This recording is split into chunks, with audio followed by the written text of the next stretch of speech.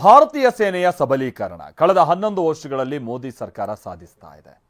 ಕೇಂದ್ರದಲ್ಲಿರುವ ಮೋದಿ ಸರ್ಕಾರ ಆತ್ಮನಿರ್ಭರ ಭಾರತ್ ಅಡಿಯಲ್ಲಿ ದೇಶದ ಮಿಲಿಟರಿ ಭದ್ರತೆಯನ್ನ ದೇಶೀಯಗೊಳಿಸಿದಂತ ರೀತಿ ಅದನ್ನು ಬಲಪಡಿಸೋದಕ್ಕೆ ಬಹಳಷ್ಟು ನಿರ್ಧಾರಗಳನ್ನು ತೆಗೆದುಕೊಂಡಿದೆ.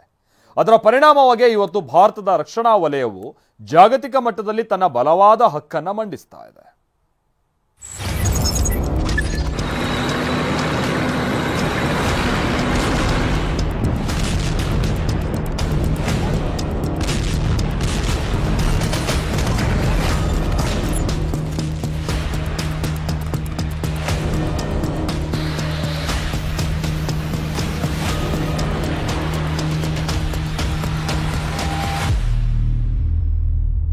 भारत के जितने प्रयास शांति और सौहार्द के लिए है, उतनी ही प्रतिबद्धता अपनी सुरक्षा और अपनी सेनाओं को सशक्त करने के लिए भी है. रक्षा उत्पादन में आत्मनिर्भर भारत के लिए बड़े कदम उठाए गए हैं.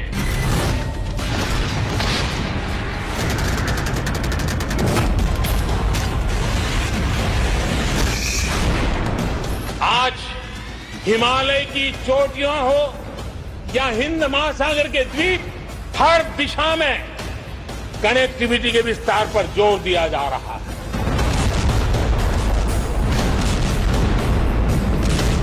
ऑपरेशन सिंदूर आतंकवाद के खिलाफ भारत की कठोर नीति को दुनिया के सामने एकदम स्पष्ट कर दिया है. आज सैन्य जरूरतों के लिए भी भारत की विदेशों पर निर्भरता लगातार कम हो रही है. हम डिफेंस सेक्टर में आत्मनिर्भर हो रहे हैं. भारत में बने हथियारों से दुश्मन को 22 मिनट में घुटने टेकने के लिए मजबूर कर दिया.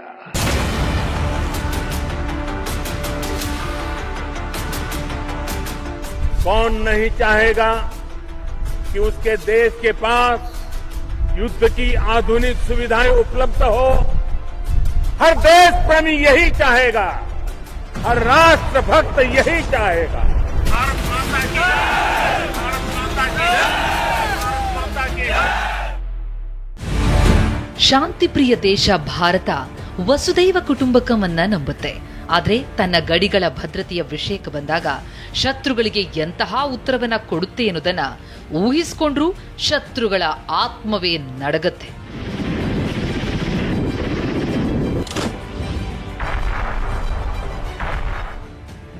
ಇಡೀ ಜಗತ್ತು ಯುದ್ಧದ ಅಂಚಿನಲ್ಲಿ ನಿಂತಿದೆ. ಇಂತಹ ಪರಿಸ್ಥಿತಿಯಲ್ಲಿ ಕಳೆದ 11 ವರ್ಷಗಳಲ್ಲಿ ಭಾರತ ಸ್ವಾವಲಂಬನೆಯ ಮಂತ್ರದೊಂದಿಗೆ ತನ್ನ ರಕ್ಷಣಾ ವಲಯವನ್ನ ಮುಂದಕ್ಕೆ ಸಾಗಿಸ್ತಾ ಇದೆ. ಇದರ ಆಜ್ಞೆಯನ್ನ ಪ್ರಧಾನಿ ಮೋದಿಯವರೇ ವಹಿಸಿಕೊಂಡಿದ್ದಾರೆ. ಪ್ರತಿಯೊಬ್ಬ ಭಾರತೀಯನು ಕನಸು ಕಂಡಿದ್ದ ಹೊಸ ಯುಗದ ಭಾರತವನ್ನ ನಿರ್ಮಿಸುವ ಕನಸನ್ನ ನನಸಾಗಿಸುವಲ್ಲಿ ಪ್ರಧಾನಿ ಮೋದಿ ತೊಡಗಿಸಿಕೊಂಡಿದ್ದಾರೆ. हमारी सेना ने ये स्पष्ट संदेश दिया है कि हम छेड़ते नहीं हैं, लेकिन किसी ने अगर छेड़ा तो हम उसे छोड़ते भी नहीं है.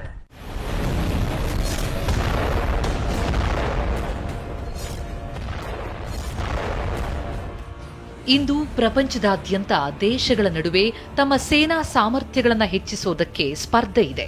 ಅಂತಹ ಪರಿಸ್ಥಿತಿಯಲ್ಲಿ ಭಾರತವು ತನ್ನ ಸೇನಾ ಸಾಮರ್ಥ್ಯವನ್ನ ಅಗಾಧವಾಗಿ ಹೆಚ್ಚಿಸ್ತಾ ಇದೆ. ಅದು ಇಡೀ ಜಗತ್ತಿಗೆ ತನ್ನ ಶಕ್ತಿಯನ್ನು ತೋರಿಸ್ತಾ ಇದೆ. ಆಪರೇಷನ್ ಸಿಂಧೂರ್ ಸಮಯದಲ್ಲಿ ಇದರ ಒಂದು ಝಲಕ್ ಕಂಡು ಬಂದಿದೆ. ಕೇವಲ 22 ನಿಮಿಷಗಳಲ್ಲಿ ಶತ್ರು ರಾಷ್ಟ್ರ ಪಾಕಿಸ್ತಾನ ಮತ್ತದರ ಭಯೋತ್ಪಾದಕರು ಮಂಡಿಯೂರುವಂತೆ ಮಾಡಿದೆ. रक्षा उत्पादन में आत्मनिर्भर भारत के लिए बड़े कदम उठाए गए हैं. हाल ही में 100 से ज्यादा सैन्य उपकरणों के आयात पर हमने रोक लगा दी है. मिसाइलों से लेकर के हल्के युद्धक हेलीकॉप्टरों तक, असॉल्ट राइफल से लेकर ट्रांसपोर्ट एयरक्राफ्ट तक सभी मेक इन इंडिया हो गए। ಶತ್ರು ತನ್ನ ಸೇನಾ ಶಕ್ತಿಯ ಮುಂದೆ ಹೇಗೆ ಮಂಡಿಯೂರಬೇಕಾಗತ್ತೆ, ಸ್ವಾವಲಂಬಿ ಭಾರತದ ಧೈರ್ಯದ ಮುಂದೆ ಇಡೀ ಜಗತ್ತು ಹೇಗೆ ತಲೆಬಾಗಿದೆ ಎಂಬುದನ್ನು ಭಾರತ ಜಗತ್ತಿಗೆ ತೋರಿಸಿದೆ. ಕಳೆದ ದಶಕದಲ್ಲಿ ಪ್ರಧಾನಿ ಮೋದಿಯವರ ನೇತೃತ್ವದಲ್ಲಿ ಮೋದಿ ಸರ್ಕಾರ ದೇಶದ ಮಿಲಿಟರಿ ಸಾಮರ್ಥ್ಯಗಳನ್ನು ಹೆಚ್ಚಿಸುವ ಮತ್ತದನ್ನು ಸ್ವಾವಲಂಬಿಯನ್ನಾಗಿ ಮಾಡುವತ್ತ ನಿರಂತರವಾಗಿ ಒತ್ತು ಕೊಡ್ತಾ ಇದೆ.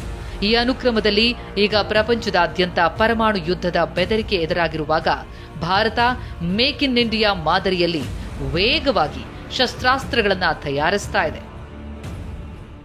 हाल में दुनिया ने ये भी देखा है कि भारत का सामर्थ्य क्या है।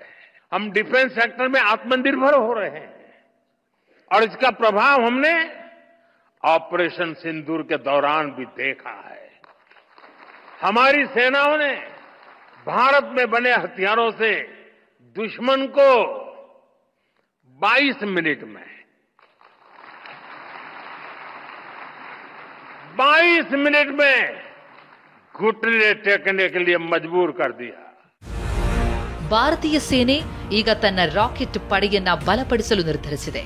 ಈಗ ಅಂತಹ ಶಸ್ತ್ರಾಸ್ತ್ರದ ರೆಜಿಮೆಂಟ್ ಅನ್ನ ಭಾರತೀಯ ಸೇನೆಯ ಯುದ್ಧ ನೌಕಾಪಡೆಗೆ ಸೇರಿಸಲಾಗ್ತಾ ಇದೆ. ಅದರ ಹೆಸರೇ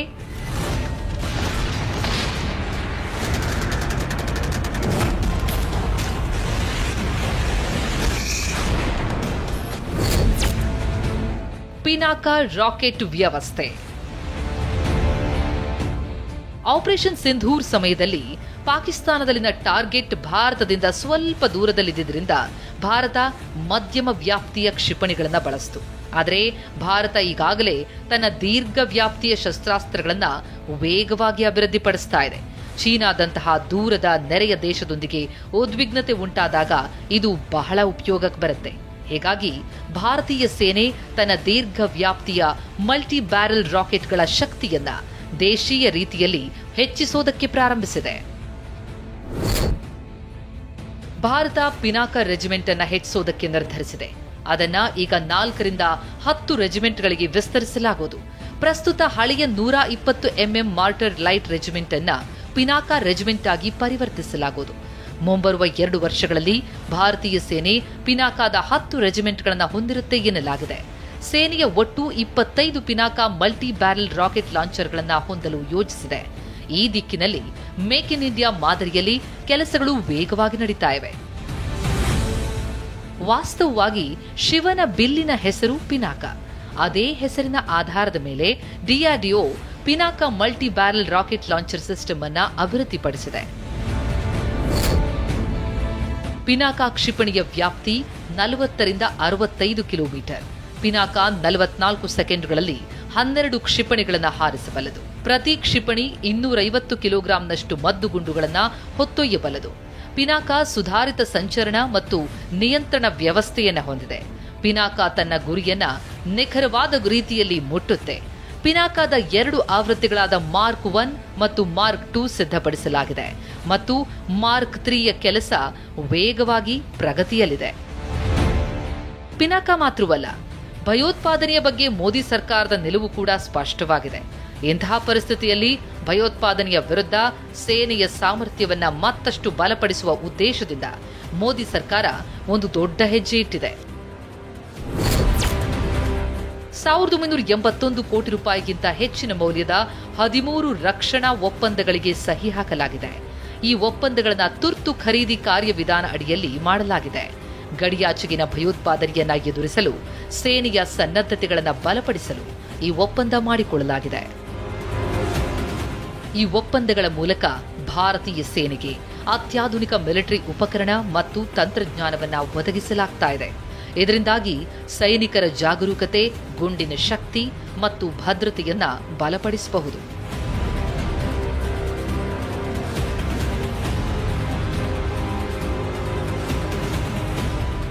ಪ್ರಧಾನಿ ಮೋದಿಯವರ ದೂರದೃಷ್ಟಿಯ ಚಿಂತನೆಯ ಪರಿಣಾಮವೇ ಇವತ್ತು ಭಾರತದ ಸ್ಥಳೀಯ ರಕ್ಷಣಾ ಮೂಲಸೌಕರ್ಯ ಅಭಿವೃದ್ಧಿ ಹೊಸ ಹಾದಿಯಲ್ಲಿ ವೇಗವಾಗಿ ಮುಂದುವರಿತಾ ಇದೆ.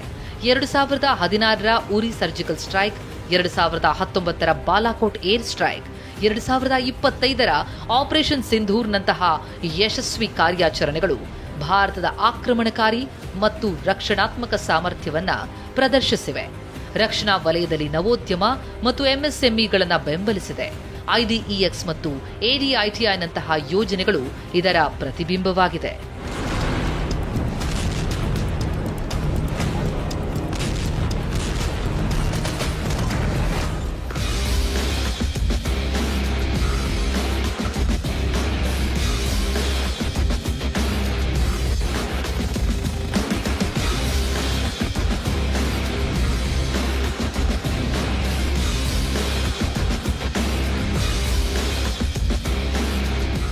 ಭಾರತ ಸರ್ಕಾರ ಸಶಸ್ತ್ರ ಪಡೆಗಳ ಆಧುನೀಕರಣದತ್ತ ಗಮನ ಹರಿಸ್ತಾ ಇದೆ. ಮಿಲಿಟರಿ ಕಾರ್ಯಾಚರಣೆಯಲ್ಲಿ ಎಐ, ಕ್ವಾಂಟಮ್ ತಂತ್ರಜ್ಞಾನ, ಸ್ವಾಯತ್ತ ವ್ಯವಸ್ಥೆ, ಸ್ಮಾರ್ಟ್ ಆಯುಧಗಳನ್ನು ಬಳಸಲು ಮುಂದಾಗಿದೆ. 2014ರಿಂದ ಭಾರತದ ರಕ್ಷಣಾ ಉತ್ಪಾದನೆ ಶೇಕಡಾ 174ರಷ್ಟು ಹೆಚ್ಚಾಗಿದ್ದು 2023-24ರಲ್ಲಿ 1.27 ಲಕ್ಷ ಕೋಟಿ ರೂಪಾಯಿಗೆ ತಲುಪಿದೆ. ಈ ಬೆಳವಣಿಗೆಗೆ ಸರ್ಕಾರ ದೇಶೀಯ ವಿನ್ಯಾಸ, ಅಭಿವೃದ್ಧಿ ಮತ್ತು ಮೂಲ ಸೌಕರ್ಯಗಳಿಗೆ ಒತ್ತು ನೀಡುತ್ತಾ ಇರುವುದು ಕಾರಣ. ಇದೇ ವೇಳೆ ಭಾರತದ ರಕ್ಷಣಾ ರಫ್ತು 2024-25ರಲ್ಲಿ 34 ಪಟ್ಟು ಹೆಚ್ಚಳವಾಗಿ 23,622 ಕೋಟಿ ರೂಪಾಯಿಗೆ ತಲುಪಿದೆ. ದೇಶ ಈಗ ಅಮೆರಿಕ, ಫ್ರಾನ್ಸ್, ಅರ್ಮೇನಿಯಾ ಸೇರಿದಂತೆ 85ಕ್ಕೂ ಹೆಚ್ಚು ದೇಶಗಳಿಗೆ ರಕ್ಷಣಾ ಸಾಧನಗಳನ್ನು ರಫ್ತು ಮಾಡ್ತಾ ಇದೆ.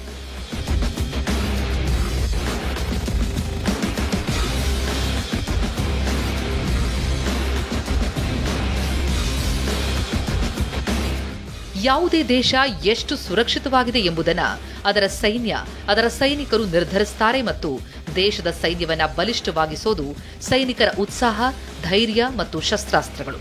ಇದನ್ನ ಪ್ರಧಾನಿ ಮೋದಿ ಚೆನ್ನಾಗಿ ಅರ್ಥ ಮಾಡಿಕೊಂಡಿದ್ದಾರೆ. ಕಳೆದ 11 ವರ್ಷಗಳಲ್ಲಿ ಪ್ರಧಾನಿ ಮೋದಿಯವರು ಸೈನ್ಯವನ್ನ ಬಲಪಡಿಸುವ ಕೆಲಸವನ್ನೇ ಮಾಡ್ತಿದ್ದಾರೆ. Bureau report, TV9.